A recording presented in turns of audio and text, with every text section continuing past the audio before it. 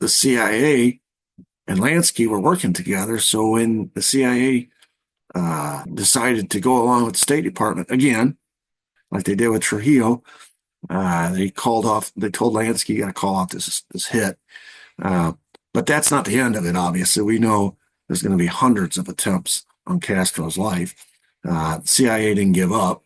They turned to Lansky to help insert agents and arms and ammunition. And we all know what that was. It was Operation 40.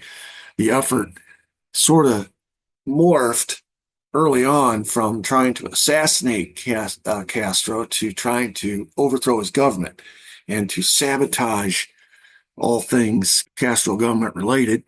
And maybe his people would overthrow him. We'll burn their crops. We'll blow up their bridges and their roads and all kinds of things that the Cuban people will blame on Castro, and eventually they'll want to overthrow him themselves. That was the Operation 40, which later morphs into Operation Mongoose, during which we have the failed Bay of Pigs invasion in 1961, which again was sort of like a do-over of what happened in Guatemala. We'll send a small force, we'll propagandize the people, we'll sabotage and sabotage and sabotage, and by the time the invasion force lands, the Cuban people will be primed and ready to join in the invasion, and together we'll all overthrow Castro and live happily ever after, and be like what Eisenhower said, return Cuba to the Cuban people. Right? Well, of course, it didn't work out that way because the Bay of Pigs failed spectacularly. By the way, just so you understand why it failed, I'm sort of pulling from other history here. We found out later that Santos Trafficante, the mafia don down in Florida, from whom the CIA was recruiting all these Cubans, these exiles, to train and land on the beaches at Bay of Pigs. Turns out Santos was a double agent.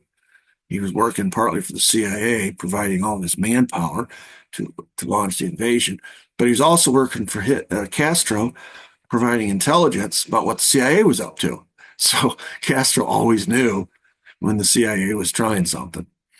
All right, so I mentioned Operation Mongoose. Operation 40 was what it was originally called. After the Bay of Pigs, Kennedy, who becomes the new president in 60, promises Khrushchev, we won't mess around, we won't meddle in Cuba's affairs anymore. And as evidence of that, I'm going to cancel Operation 40.